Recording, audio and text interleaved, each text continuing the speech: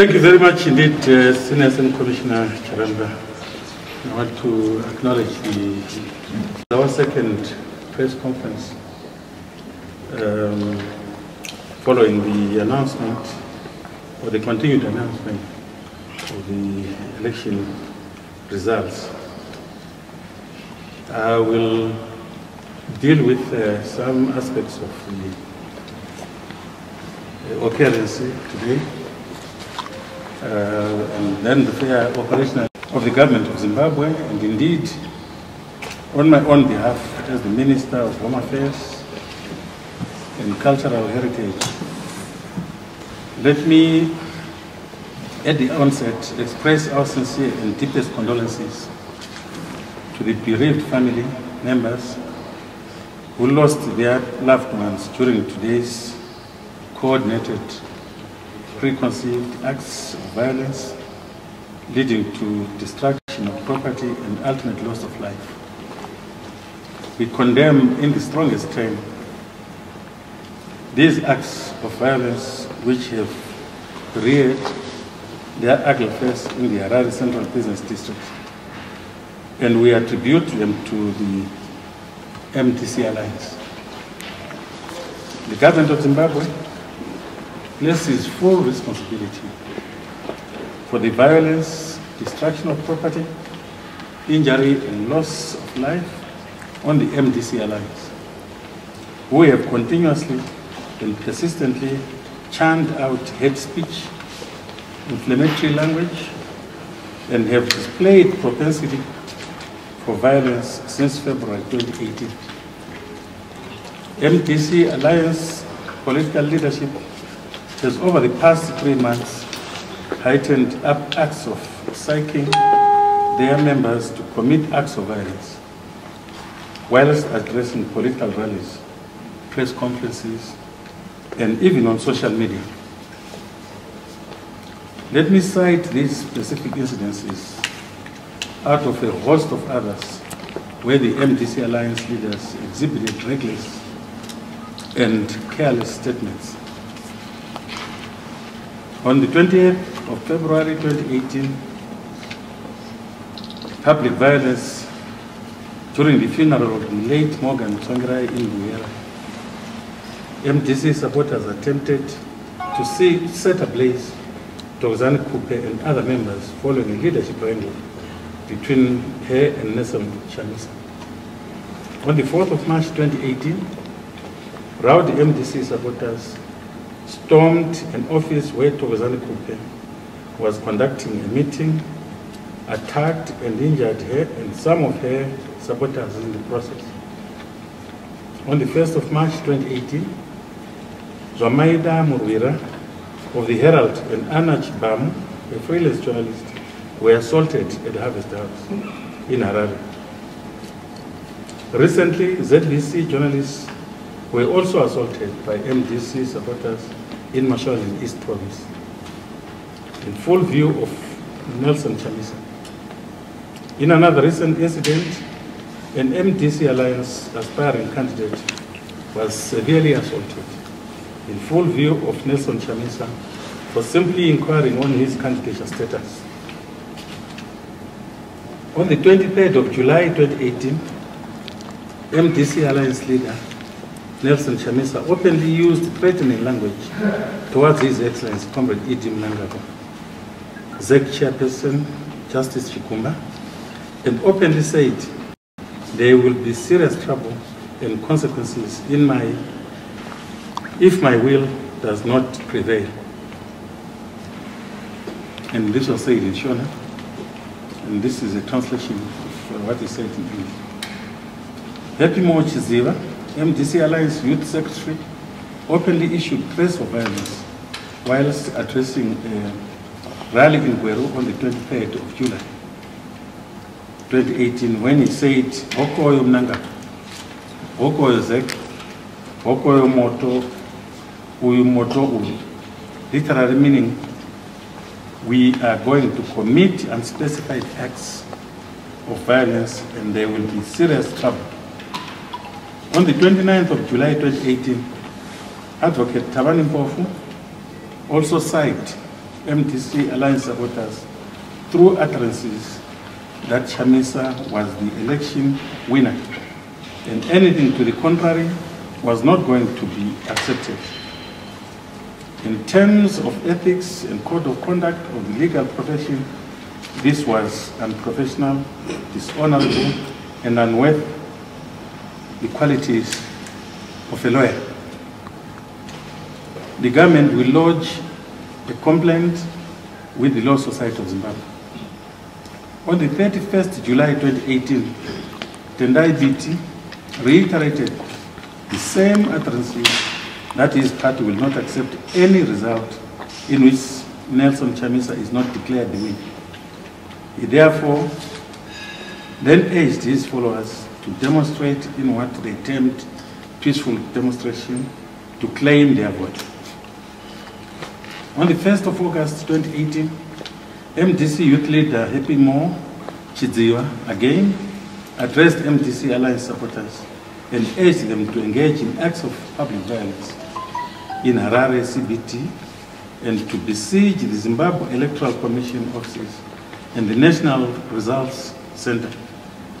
On the 1st of August, yesterday, 2018,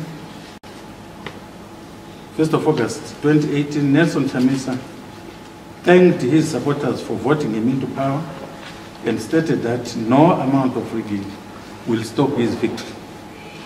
All these acts and others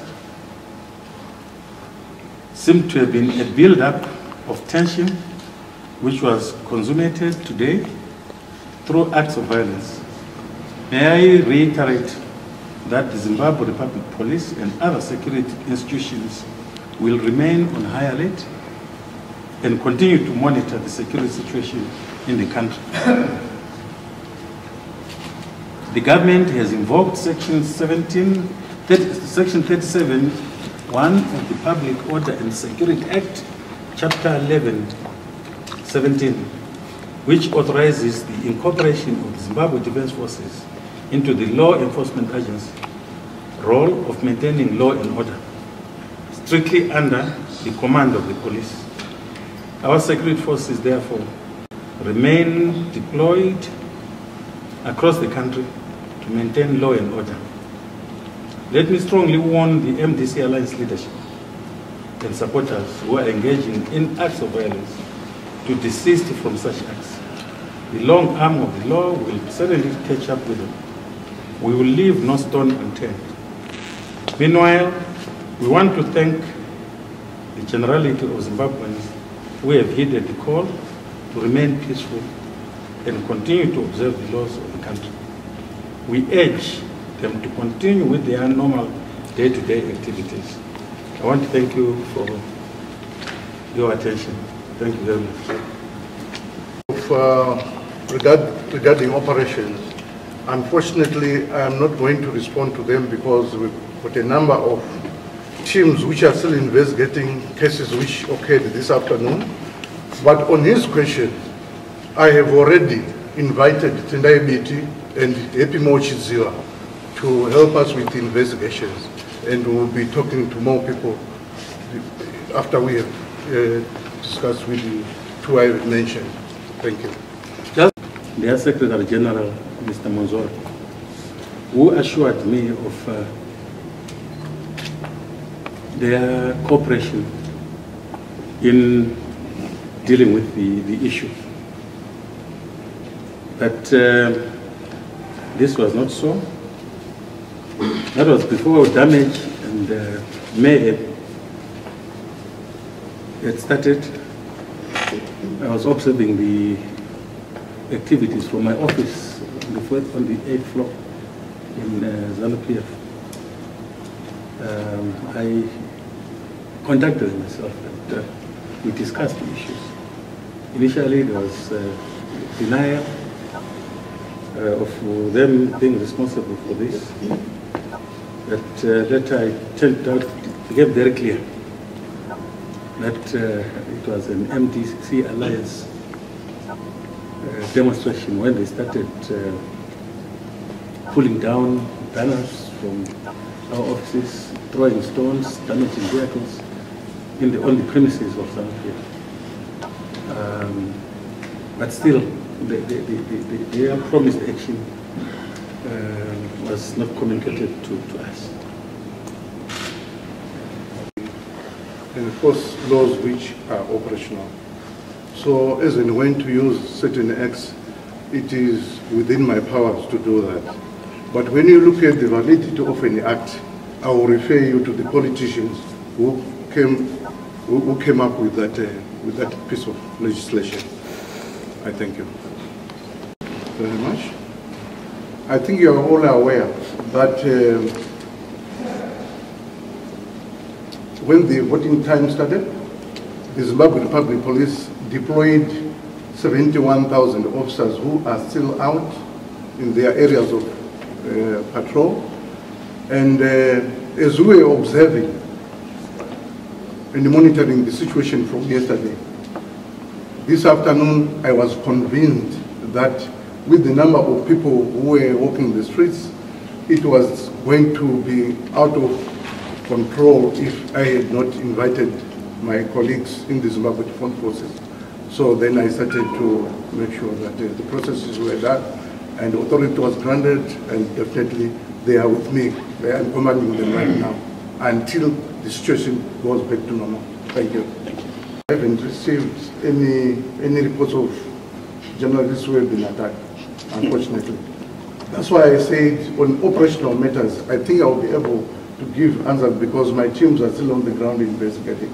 I think by midday tomorrow, I should be able to give answers. I thank you. Yes, Madam, we are talking about post-elections. Pre-elections, the city, all cities, the entire country was peaceful. And the occurrence of today is a result of the measures that were taken to ensure that the elections are conducted in an atmosphere of peace. But we were aware of the machinations, as already indicated in my presentation, of some people who have no confidence in their strength, in the strength of their political parties. Because this actually is a product of political frustration by people who have no confidence in themselves politically. So we are now preparing for post-election, hence the action that we have taken. And I can assure you, we will not tolerate any of the actions that were witnessed today.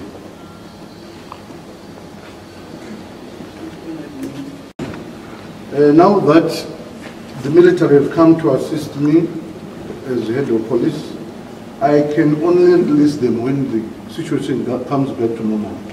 And that's why government, my minister, and myself, and my Department of Press and Public Relations, we are appealing to people to stay maybe in their homes until this election period is over.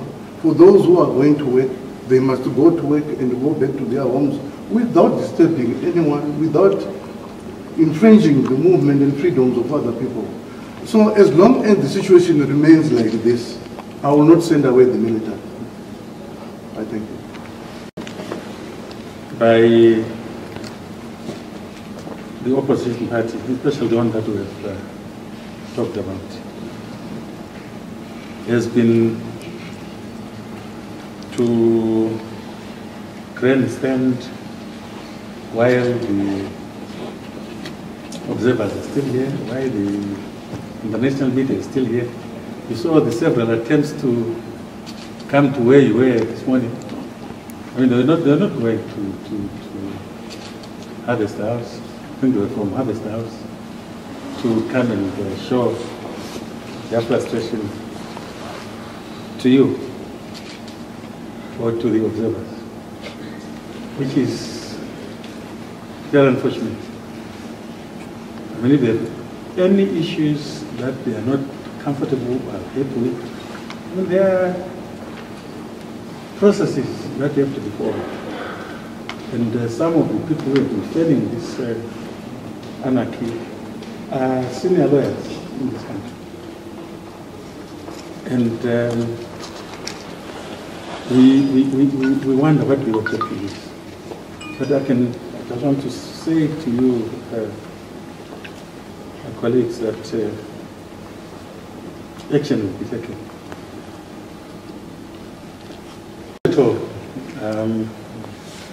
I think the people that are behind all this anarchy have exposed themselves. I mean, they've been calling themselves Democrats and accusing us of being dictatorial and democratic. And you know what has happened, what has been happening. My president has been talking to the region, talking to the international community, the continent, the globe, that our elections will be free and fair. Opposition parties have never enjoyed freedom of meeting their supporters since independence, the way they've been doing. So they've perhaps interpreted our understanding to being weak. And I think they're testing our resolve. And I think they are making a big mistake. And when we start clamping on them, they will also cry foul. But we are a responsible country. And we have the laws that actually give us power to deal with those that break the law. Like I said earlier on, we were monitoring the situation with a special phone yesterday after this morning, and people were very peaceful, only to be told that there were no gatherings in the CBD to the size of 1,500 people, and they were even growing bigger within minutes. So it was within my powers to make sure that I deploy appropriate force to deal with the people on the ground, only to discover that, not only discovering, I'm very much aware that I don't have enough, I had deployed enough to deal with peaceful people within the cities. Now that people have turned rowdy, I have to respond with this same level of power to make sure that the situation goes back to normal. Fortunately, you are coming up with answers which questions have not been asked. I'm not yet aware of who is responsible for the killings. Now you're telling me that the army has killed people. I think it's too early for me to say that. No, I'm speaking to someone who was there. Sorry? I'm speaking as someone who was there. I was covering that. Someone who was there from my office? Yes, a journalist. I was there. I was on the ground. What do you mean? I'm still investigating, my brother. And I will respond to that when the time comes. Thank you. Thank you very much. I think we'll have the last person. Okay. Brother, I now treat you as someone who has not been in the military. When we are in an operation, we put all our officers on a 24-hour basis standby. For those who have been in the military, even the pilots, we put them on what we call the cockpit standby. So we don't have to wait for 10 hours to get some response from standby units. As a prepared organization, when you call for assistance, it must come like that. I thank you. Thank you very much. The army reacted when the crowd, the mob started attacking Zanu-PF. Now the attack took, I think it was on their third attempt to come into the hotel that they started attacking Zanu-PF. So the second attempt is when they started pulling down our posters and stoning cars, which you saw, were extensively damaged. And third attempt is when the army and the helicopter came to disperse together with the police, came to disperse the crowd. But we also have footage of most of those young people being given alcohol at Harvest House. In the morning they were very peaceful, but their second attempt there was now beginning to be some intoxication on most of the youths. And third attempt they were totally drunk. And you were there, we saw the journalists being pushed around.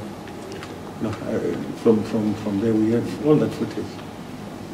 So it's really not as though government just decided to move in the police and on people who were demonstrating peacefully. Thank you. I want to once more confirm that 3 people have died. Maybe from what we have investigated and found, we can confirm that 3 people have died. 2 were picked up in town. And the third one, unfortunately, in terms of law, it is subject to talk about some of these things because they are still under investigation. But because you are nice people, I will give you a little bit of information. I am reliably informed that the demonstrators themselves picked up one of their colleagues who was injured and took him for a head to Paris. And by the time they got there, the person was dead. And they dumped the body at the hospital and they drove away. So I can confirm that there are 3 dead bodies. How they died, we are still investigating. I thank you. We will continue updating you on developments. But my assurance to the public is that we will not condone anarchy. Wherever it occurs, action will be taken without any reservation. You see, we have the necessary legal power and enough personnel to deal with unruly elements in our society. And if people want to test our patience, they'll be very disappointed. Very disappointed. And I want to appeal to the media fraternity not to fan up the emotions. Because the reports that we are seeing on some of the media houses are not helpful, especially from eyewitnesses. Most of you were eyewitnesses. We saw how you were being treated. You also saw the behavior of the people that were said to be demonstrating. And I appeal to you to report effects as you see them. We are, as government, victims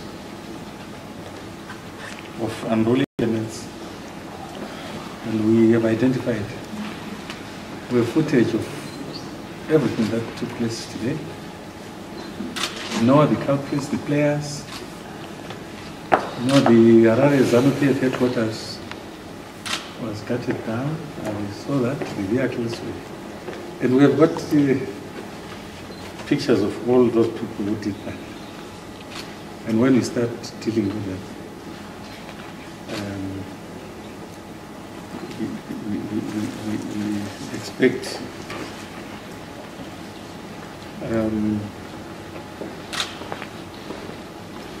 reportage that reflects the occurrences on the ground. I want to thank you, Senior Commissioner. I want to thank you, colleagues, for... For these and other stories, visit our website www.263chat.com. Follow us on Twitter text 263 chat and like our Facebook page 263 chat.